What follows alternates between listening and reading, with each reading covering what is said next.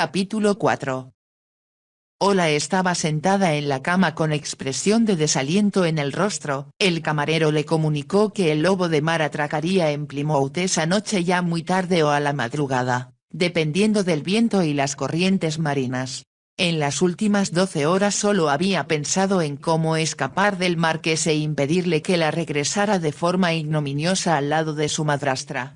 Se mostró lo bastante sensata como para no mostrarse agresiva con él a la hora del almuerzo. En cambio charló sobre carreras de caballos en las que había participado. Comprendió que el marqués se sintió desconcertado de que ella no hubiera hecho alusión a sus planes. Aunque pareció un poco rígido al principio, poco a poco se fue relajando y terminó por hablar del tema con ella como si Ola supiera tanto de caballos y carreras como él mismo. Cada hora transcurrida la iba acercando a su destino y ella pensó que hasta su optimismo empezaba a decaer y no le quedaría más remedio que dejar al marqués y partir prisionera de regreso a su casa.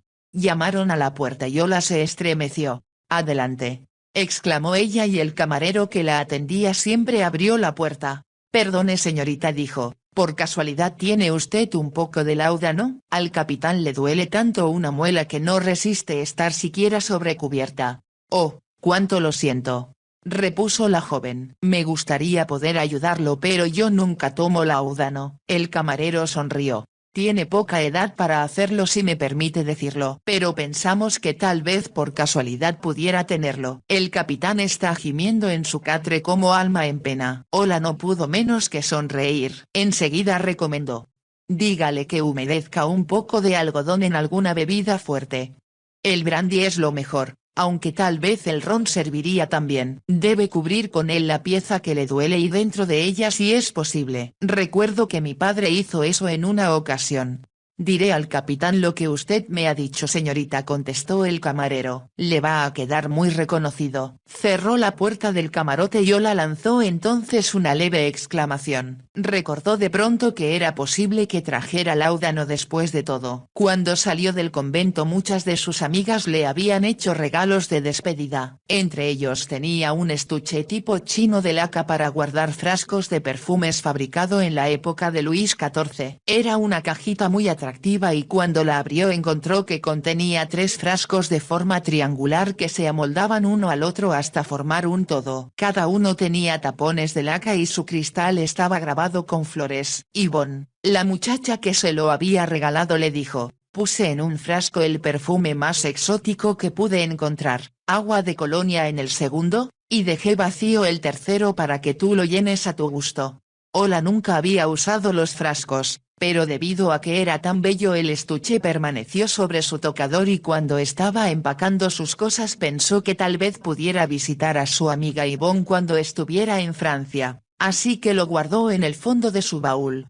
No lo recordó sino hasta ese momento, pero en realidad el tercer frasco contenía láudano. Poco después de que volvió de París sufrió un agudísimo dolor de muelas y resultó ser un absceso. Habían llamado al doctor y este prometió hacer arreglos para que la visitara un dentista al día siguiente. «Comprendo la intensidad de su dolor señorita Milford», dijo él. «Voy a darle un poco de láudano para que tome esta noche y pueda dormir. Solo utilice una dosis mínima». Y le entregó un frasco al decir eso. Eso le había ayudado a soportar el dolor. Cuando la muela dejó de dolerle, Ola, pensando que el frasco de láudano daba mal aspecto en su tocador, vació el contenido del mismo en la botella vacía de su estuche.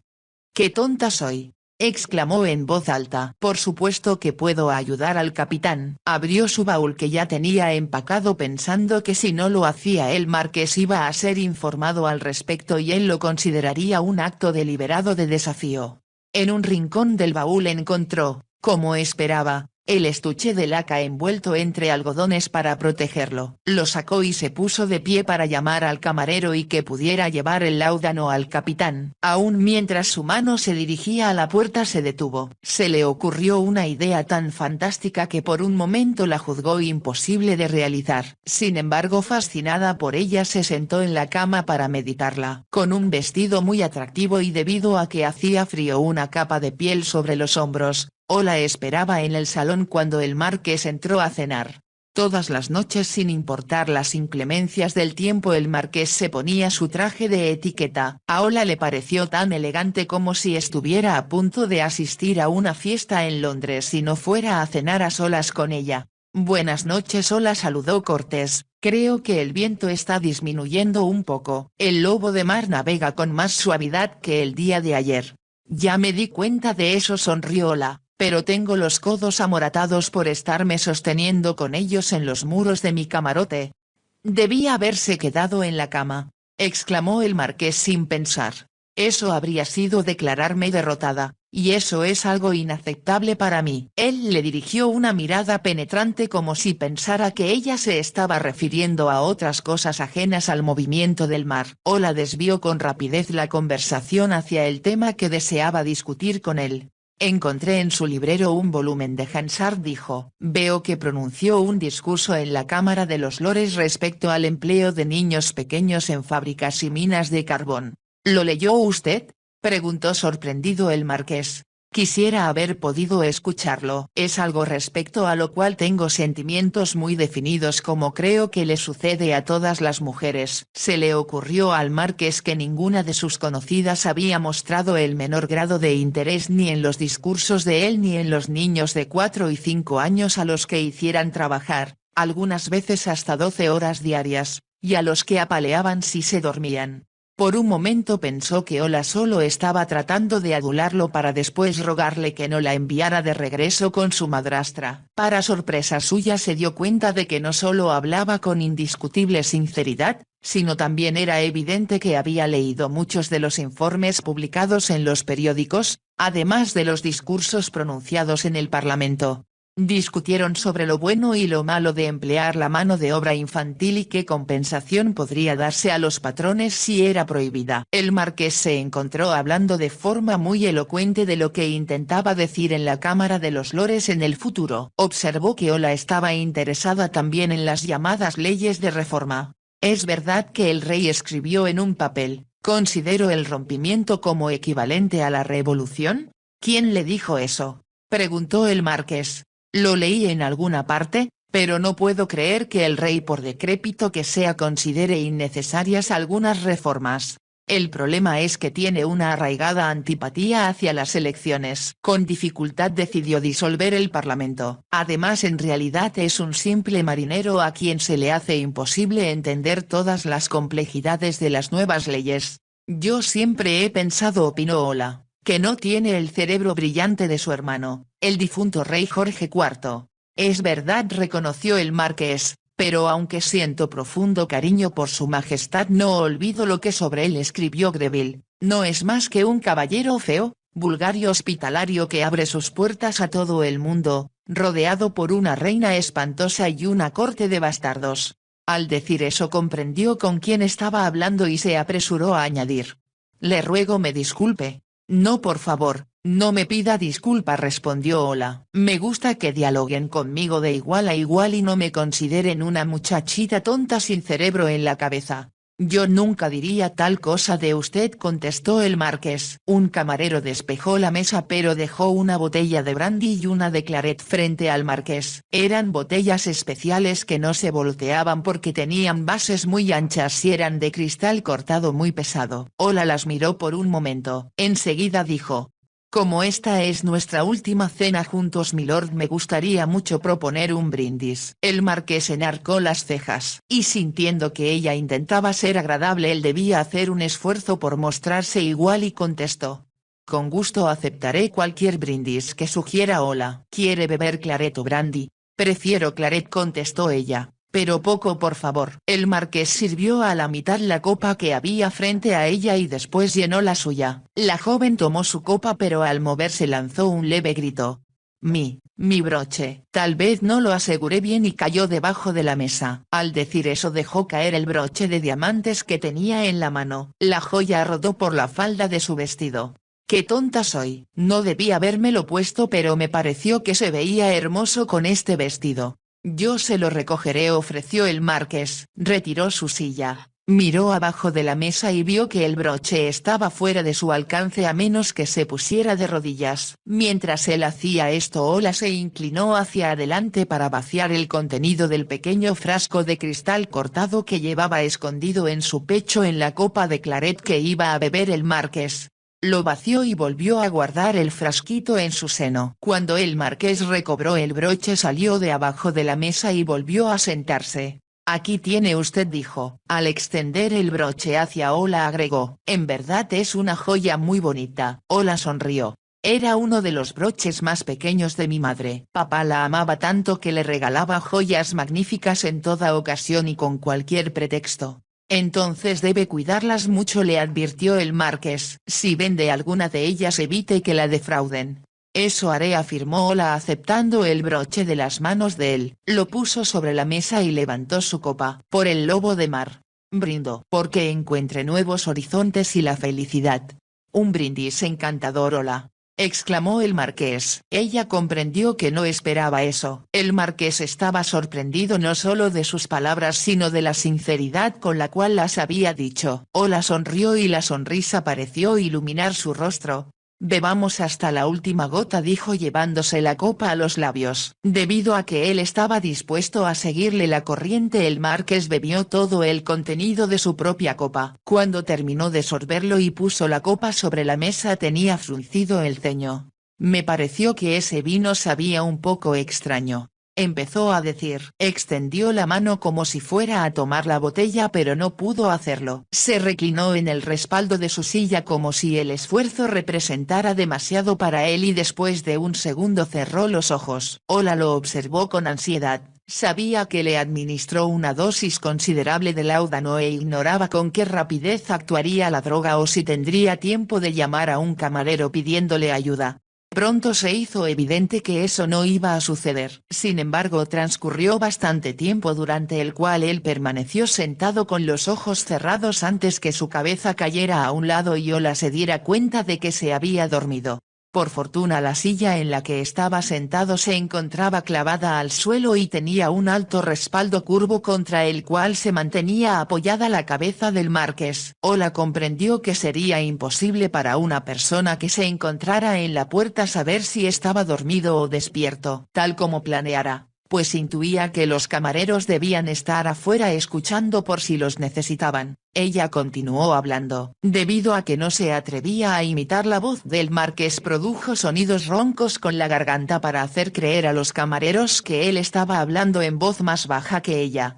Después de 10 minutos hizo sonar la campanita de oro que había sobre la mesa. Tal como lo imaginó, el camarero esperaba afuera y cuando él empezó a abrir la puerta, ella exclamó en tono excitado como si estuviera hablando con el marqués: «Oh, déjeme a mí enviar la orden. Es maravilloso de parte suya haber decidido eso. Me siento tan feliz». Se volvió hacia el camarero que esperaba junto a la puerta. «Tenga la bondad de informar al capitán o al primer oficial, quien esté a cargo del barco en estos momentos», indicó, «que su señoría dice que como el tiempo está mejorando mucho no haremos alto en Plymouth sino que continuaremos hacia el sur con la mayor rapidez posible».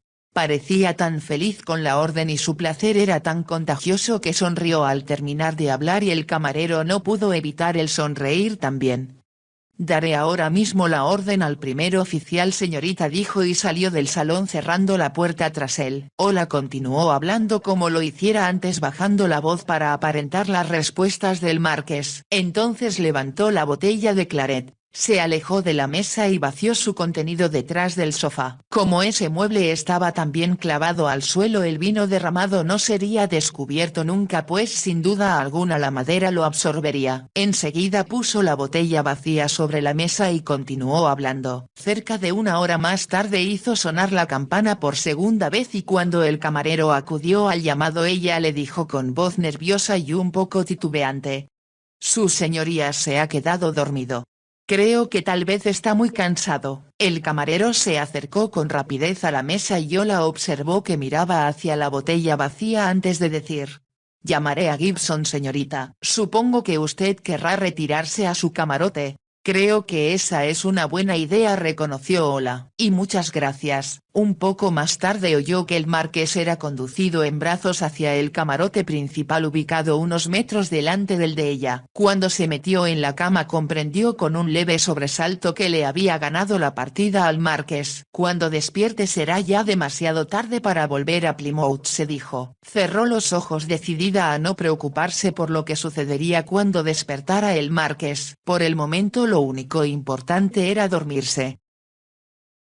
El marqués se movió y sintió como si su cabeza estuviera llena de niebla y caminara a través de la oscuridad. Abrió los ojos con un esfuerzo y alguien se levantó del otro extremo del camarote y se acercó a él. «Si está despierto, milord, tal vez su señoría desee algo de beber», oyó decir a Gibson y sintió que le ponían un vaso contra los labios. Tomó unos cuantos tragos. Entonces se dio la vuelta para decir en voz ronca y petulante: «Déjame en paz. Estoy cansado». Cuando despertó nuevamente se dio cuenta de que el sol entraba a raudales por las claraboyas. Tenía la cabeza más despejada pero su boca estaba muy seca. De nuevo Gibson acudió a su lado y esta vez preguntó: «¿Qué hora es? ¿En dónde estamos?» «Vamos navegando por la costa de Portugal, milord». Le tomó al marqués un momento asimilar lo que le habían dicho. Entonces, con un esfuerzo, aferrándose a su memoria que parecía tratar de escaparse, le dijo: «¿Portugal? Querrás decir Plymouth». «No, milord, Portugal, ya pasamos la bahía de Vizcaya». El marqués obligó a su mente a digerir la información, y con una voz un poco más fuerte preguntó: «¿Qué diablos estamos haciendo aquí?» «Di órdenes de atracar en Plymouth». «Tengo entendido que usted dio una contraorden, milord», y le indicó al capitán que navegara hacia el sur con la mayor rapidez posible. «Hemos tenido el viento a nuestro favor y cruzamos la bahía a una velocidad increíble». «Fue una lástima que su señoría no haya estado despierto para verlo». Reinó un profundo silencio por un momento. Después el marqués preguntó: «¿Me quieres decir que he estado dormido desde antes de llegar a Plymouth?» «Sí, milord, jamás había visto a su señoría dormir tanto tiempo y tan profundamente», contestó Gibson. «Y nunca había sabido que el claret, ni siquiera una botella completa de él, tuviera ese efecto». «¿Estaba yo borracho?», preguntó el marqués. «Me temo que sí, milord, y es la primera vez que veo a su señoría beber así». «¿Cuánto tiempo tengo en estas condiciones?». «3 días, milord». «No lo creo». El marqués se obligó a sentarse en la cama. «3 días», repitió como si estuviera hablando consigo mismo. «¿Y crees eso posible con una botella de claret?». «Su señoría no tomó nada más», contestó Gibson en tono defensivo. «El camarero dice que el brandy estaba intacto». «Dormí 3 días con una botella de claret». «Tal vez fueron 2 botellas», concedió Gibson. «La que bebió su señoría durante la cena y otra después». Al marqués le pareció, debido a que estaba sentado, que todo giraba en torno suyo. Volvió a recostarse. «Hay algo extraño aquí, Gibson, muy extraño. En cuanto esté mejor intentaré esclarecerlo todo». «Sí, milord, desde luego. Pero su señoría debe descansar hasta que se sienta recuperado». El marqués guardó silencio por un momento. En el momento en que su ayuda de cámara se alejaba de la cama preguntó: «La jovencita, ¿cómo se llama?». «La señorita Milford, milord». «¿Está aún a bordo?». «Sí, milord, y está disfrutando de cada minuto del viaje. Sube a la cubierta al amanecer y no vuelve a bajar hasta que se ha metido el sol». Todos hemos comentado que nunca habíamos visto a una chica más feliz que ella. El marqués se quedó inmóvil. Empezaba a recordar todo lo que había sucedido. Él tenía la firme decisión de bajarla a tierra en Plymouth y enviarla de regreso con su madrastra para librarse de la responsabilidad de tenerla consigo. Recordó también cómo se había ella enfurecido al principio y lo acusó de ser un traidor. Después, de manera sorprendente, se mostró muy agradable, sobre todo durante la cena, con lentitud, porque requería un gran esfuerzo. Trató de recordar cuánto habían hablado y todo lo sucedido. Recordó el brindis que Ola propusiera y cómo después de que él sirvió un poco de claret en la copa de ella y había llenado la suya propia, a la joven se le había caído un broche debajo de la mesa. Él lo recuperó, Ella le agradeció el servicio y después lo había incitado a beber hasta la última gota. El marqués lanzó una leve exclamación. Fue después de beber su copa de claret y de sentir que tenía un sabor extraño que la oscuridad había descendido sobre él y no recordaba más. El marqués era un hombre en extremo inteligente y aunque no creía que este tipo de situaciones, que parecían sacadas de una novela de Walter Scott, pudieran suceder en la vida real, se sintió seguro de que mientras él recogía el broche Ola había adulterado su vino de alguna forma. Pero, ¿era posible que llevara ella una droga entre sus cosas? Se preguntó con cierta incredulidad, pero al pensar cómo se sintiera al despertar, con la cabeza adolorida y la mente ofuscada, recordó que ya se había sentido así en otra ocasión. Fue poco después de que se había fracturado la clavícula durante una cacería y el doctor fue llamado a Elvin para atenderlo. Le había dolido intensamente cuando trataron de acomodar el hueso en su lugar. Había lanzado gritos y maldiciones y el doctor abrió su maletín de cuero y sacó una botellita de la que sirvió una cucharada. «Beba esto, milord». «¿Qué es?», preguntó el marqués. «Solo láudano para aminorar el dolor». «Ese es remedio de mujeres», exclamó despectivo el marqués. «Nadie espera que las mujeres sean tan valerosas como los hombres respecto al dolor», contestó el doctor. «Pero yo siempre he creído que no tiene objeto sufrir de manera innecesaria». «Tiene usted razón», contestó el marqués. Él había tomado el láudano y descubrió que le ayudó a resistir el dolor aunque a la mañana siguiente despertó con la cabeza pesada y la boca seca como se sentía actualmente. Por supuesto que eso era lo que Ola le dio. Láudano. Se dijo a sí mismo que había sido un tonto al no sospechar que ella planeaba algo cuando se mostró tan agradable con él. Él sabía que estaba resuelta a no volver con su madrastra como él estaba decidido a que lo hiciera. «Condenada muchacha». «Ella ganó», pensó el marqués con enojo. Durmió a intervalos durante el resto del día. Cada vez que despertaba se sentía más y más iracundo de que Ola lo hubiera engañado. Pero nada podía hacer por el momento más que llevarla con él hacia el Mediterráneo. Suponía que ya habían pasado Lisboa. El próximo puerto civilizado que tocarían sería Gibraltar. Como era posesión británica se necesitarían muchos requisitos y explicaciones si el marqués de Elvington dejaba a una mujer joven y atractiva abandonada ahí mientras él seguía navegando solo. «Supongo que puedo bajarla a tierra en Marsella o en Niza», pensó, y se preguntó si en caso de decirle cuáles eran sus intenciones ella encontraría la forma de eludir una vez más sus planes.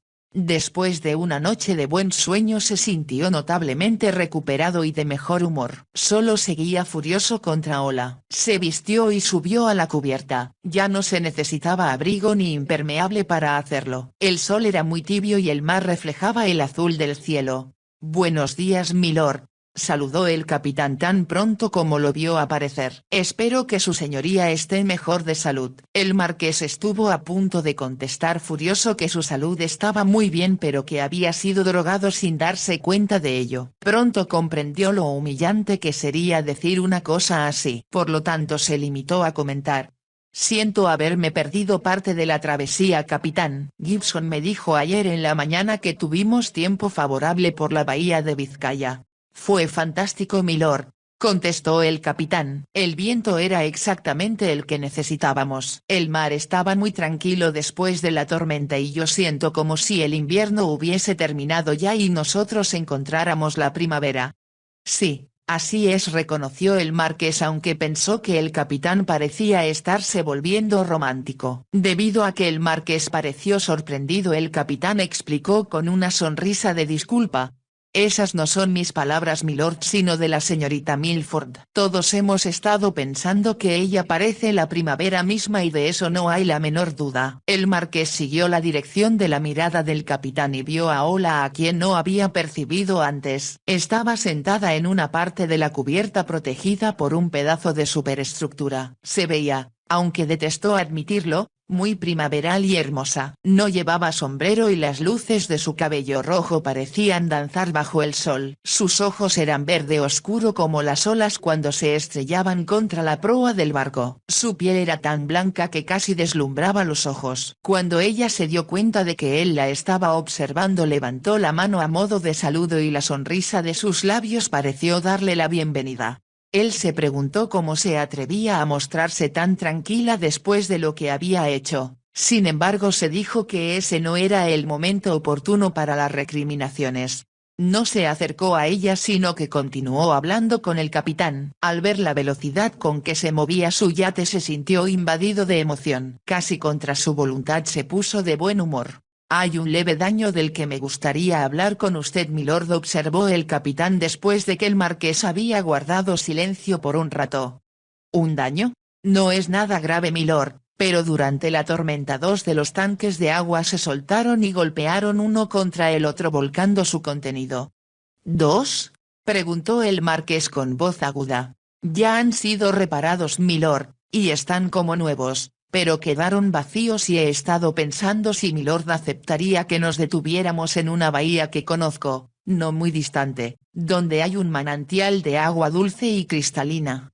«¿Ha estado usted ahí antes?», preguntó el marqués. «2 veces, milord, una vez durante la guerra cuando servía yo en un bergantín y nos quedamos sin agua. No sabe lo que nos alegramos de descubrir ese lugar. La segunda ocasión fue cuando capitaneaba yo el yate de Lord Lutward, milord. Su señoría no prestaba mucha atención al barco. Cuando le dije que los tanques de agua ya no servían no me hizo caso. Se hicieron pedazos durante una tormenta que encontramos en la costa sur de Portugal». «Eso sí fue lamentable», comentó el marqués. «Muy pronto, milord, no teníamos una sola gota de agua en todo el barco». «Eso no debe pasarnos a nosotros», dijo el marqués. «Así que anclaremos en su bahía, capitán». «¿En qué tiempo llegaremos ahí?». «En unas 48 horas, milord, y tal vez le guste estirar un poco las piernas en la playa». «Es una buena idea», reconoció el marqués. Todo el tiempo que estuvo hablando se sintió muy consciente de que Ola lo estaba observando. Ahora, casi como si ella lo obligara a hacerlo, caminó por la cubierta hacia donde ella estaba.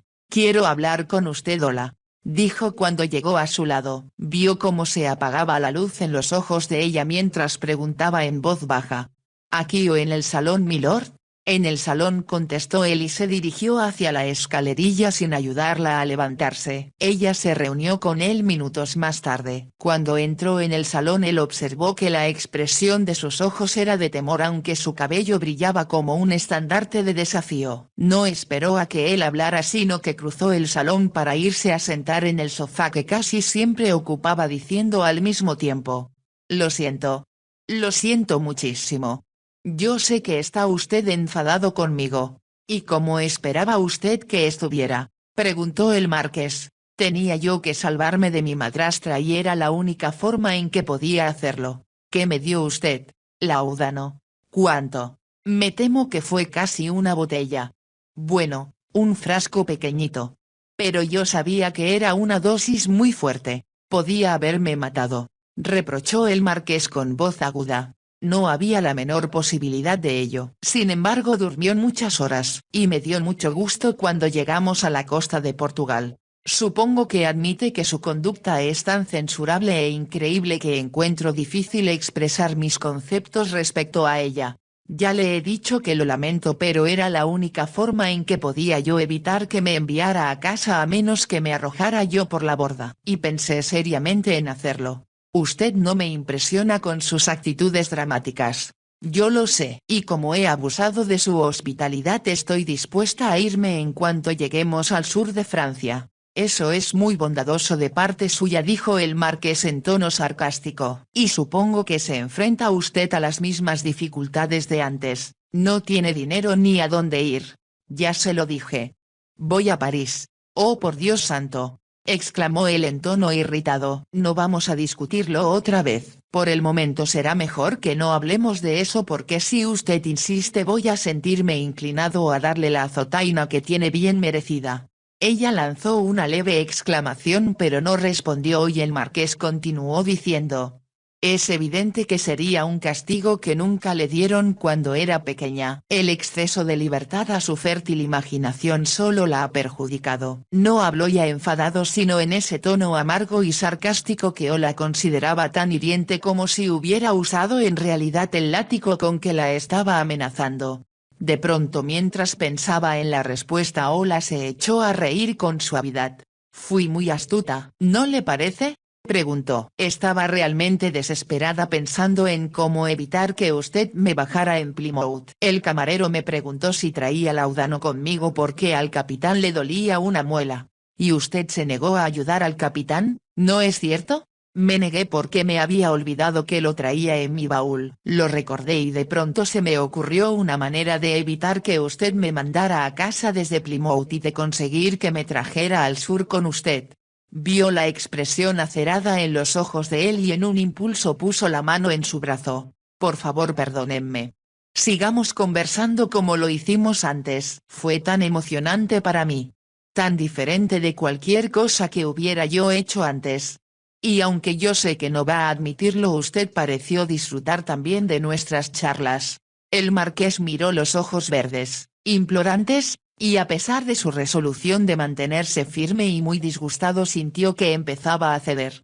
«Estoy en extremo disgustado con usted», dijo, «pero quizá no puedo hacer otra cosa más sino aceptar esta absurda situación que incidentalmente es en extremo reprensible desde el punto de vista de su reputación».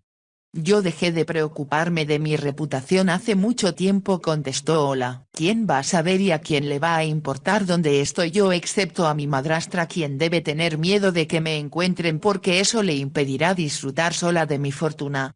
Es su fortuna, como usted la llama, la que está en el fondo de todos sus problemas», opinó el marqués. «Por supuesto que así es. Estuve pensando que si papá hubiera tenido un hijo yo no sería tan rica y así nadie se preocuparía por mí. Que eso sea una lección para usted. Cuando tenga familia procure tener muchos hijos. Yo puedo simplificar aún más las cosas, no voy a casarme ni voy a tener hijos». Habló con amargura y sin pensar simplemente porque la idea del matrimonio lo hizo recordar una vez más a Sara. Al hacerlo se le ocurrió que cuando estuvo inconsciente y el día de hoy desde que despertara no había pensado una sola vez en ella.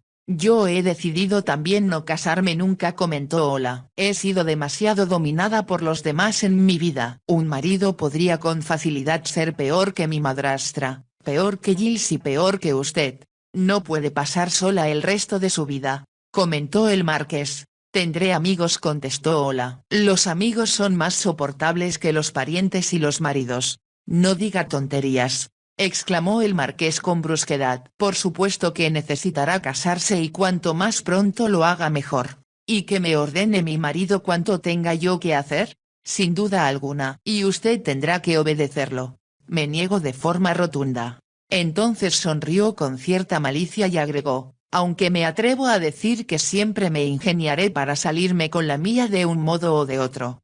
«Puedo creer eso, y su futuro esposo cuenta con mi más profunda conmiseración». Él vio que los ojos de ella brillaban alegremente y tuvo la impresión de que no lo estaba tomando en serio y se sentía tan aliviada de que no estuviera realmente enfadado con ella que se estaba riendo de su impotencia. «Es usted una chiquilla malcriada hasta un extremo irritante», dijo el marqués. «Solo Dios sabe qué será de usted en el futuro pero me niego a dejar que eso me preocupe». Extendió la mano e hizo sonar la campanita. «Voy a tomar una copa de champaña». «¿Quiere acompañarme? Eso suena emocionante», repuso Ola, «especialmente para mí. Usted debe haber bebido champaña antes». «Sí, pero no en el mar ni en un yate magnífico en compañía de un noble», contestó Ola. «¿Cuál podría ser mejor inicio para una dramática historia de aventura y romance?» Por un momento la miró colérico, después se echó a reír. Él tenía razón. Aquella muchacha era incorregible y nada podía hacer al respecto. Pensó que nunca en su vida esperó encontrarse con una mujer que actuara de forma tan escandalosa y al mismo tiempo lo hiciera reír con su conducta. «Una botella de champaña», ordenó al camarero. Cuando llegó la botella el camarero la descorchó frente a él y sirvió una copa al marqués y otra a Ola. Cuando se marchó el hombre el marqués exclamó: No tengo intenciones de perder de vista esta copa ni un momento antes de beberla. Por lo tanto, si algo se le cayera al suelo tendrá que recogerlo usted misma. Tenía mucho miedo, admitió Ola, de que usted se considerara demasiado importante para inclinarse a buscar mi broche. Pensé que llamaría a un camarero para que lo hiciera y en ese caso todo habría sido mucho más difícil para mí. Es algo que recordaré hacer en el futuro, afirmó el marqués, sobre todo si hay alguien como usted cerca. Está usted a salvo conmigo ahora. Nunca haría una cosa tan poco imaginativa como usar el mismo truco 2 veces. Usted no empleará más patrañas conmigo, sostuvo el marqués. Dejemos una cosa muy en claro, la próxima vez la arrojaré por la borda. Le advierto yo otra. Sé nadar, replicó Ola, y llegaré a la playa o esperaré a que me rescate otro yate. Con mi buena suerte viajará a bordo un apuesto y rico duque soltero. Intento subir un peldaño en cada ocasión. El marqués se echó a reír una vez más. Quizá debemos conformarnos con una vida más tranquila y menos agitada, cuando menos hasta que lleguemos al sur de Francia. Se hizo el silencio hasta que Ola preguntó con una vocecita apenas audible. Entonces, ¿qué hará conmigo? No lo he decidido aún, contestó el marqués, pero desde luego mucho dependerá de cuál sea su conducta. Procuraré comportarme de la mejor manera, contestó Ola, y tal vez sí soy. Se detuvo antes de añadir con rapidez. No voy a decirlo porque es de mala suerte.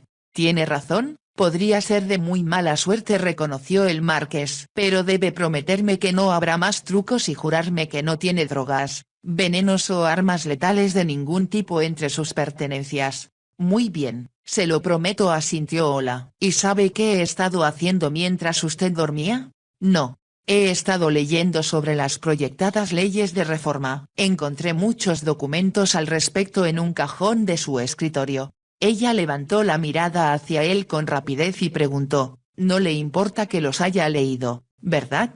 Supongo que como no se logra ningún tipo de intimidad en lo que a usted respecta, tendré que aceptar sus atrevidos métodos. Me doy cuenta de que no hay nada privado para su insaciable curiosidad». Si hubiera encontrado cartas de amor o cosas así, protestó Ola, por supuesto que no habría pensado en leerlas, ni en abrirlas siquiera. Pero los folletos impresos son diferentes. Podía yo ver con toda claridad lo que eran. El marqués renunció al intento de explicarle que ninguno de sus huéspedes, fueran quienes fuesen, se atrevería a hurgar en los cajones de su escritorio. Se limitó a decir: «Me interesaría conocer su opinión sobre lo que se ha propuesto hasta el momento de reformas a las leyes existentes». Sin duda habrá leído ya todas las proposiciones que se han hecho. Con toda franqueza, no me pareció que llegaran tan lejos como es necesario, expresó Ola. De pronto, casi a pesar de sí mismo, el marqués se encontró defendiendo al gobierno y refutando la tesis de la joven, quien sostenía que se estaba haciendo demasiado poco y demasiado tarde, como si estuviera hablando con un hombre de su propia edad.